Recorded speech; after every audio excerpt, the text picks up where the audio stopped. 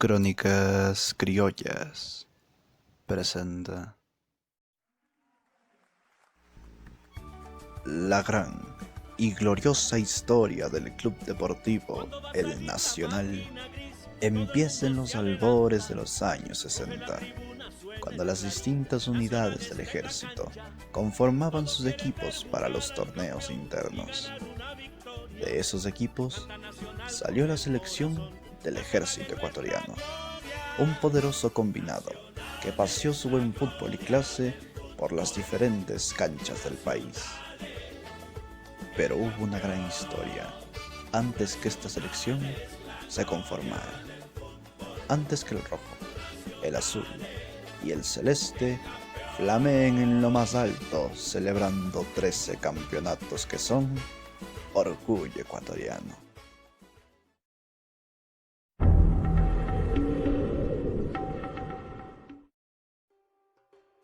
Esa historia nos remonta hasta el siglo III a.C., en el lejano Egipto, donde está el génesis del deporte rey.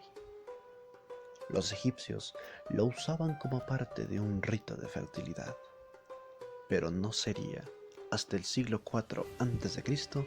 cuando la pelota sería inventada por uno de los 5 grandes gobernantes chinos de la antigüedad.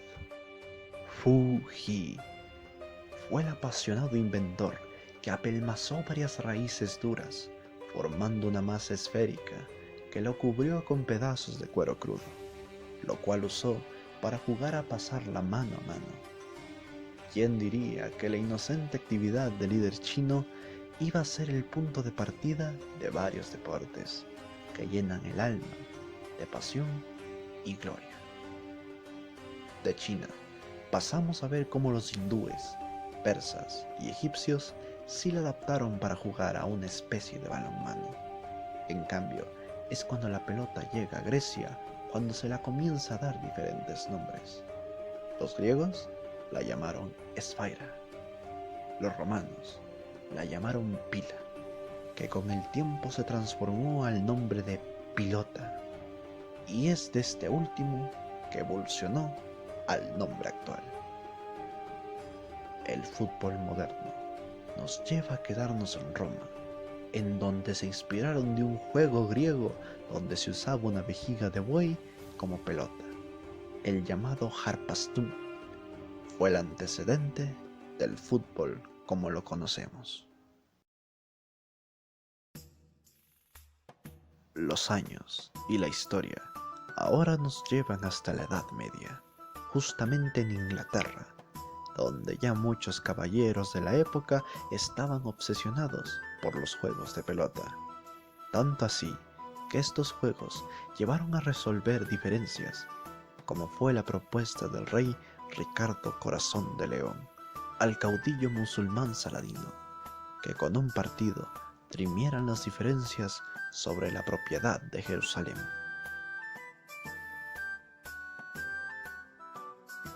Quedándonos en Inglaterra, aquí se daría algo muy importante, pues los juegos de pelota fueron prohibidos por ser demasiado violentos, lo que llevó a los aficionados en 1848 a crear el primer reglamento de Cambridge, destinado a unificar las distintas reglas para frenar las agresiones. 23 años después, en 1871, un 11 de noviembre, el secretario honorario de la naciente Football Association de Inglaterra, Sir Charles Alcock, da a conocer el primer torneo de fútbol conocido en el mundo, la Copa FA, que la disputan 15 equipos, consagrando como primer campeón al Wanderers Football Club. Este mismo país tuvo el honor de organizar en 1889, de manera oficial, el primer campeonato nacional, cuyo campeón sería el Preston North End, que también fue el primer bicampeón inglés y de la historia del fútbol moderno.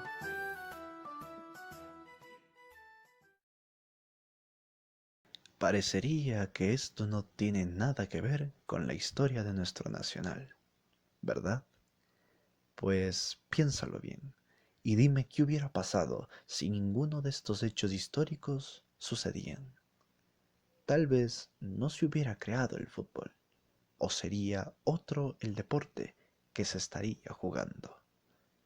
Hasta ahora, el invento del líder chino Fu Ji fue el gran inicio del deporte que todos amamos.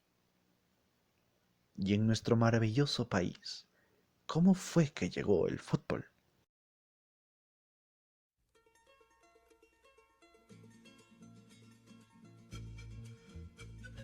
Esa historia comienza en el año de 1899, con Juan Alfredo Wright como protagonista.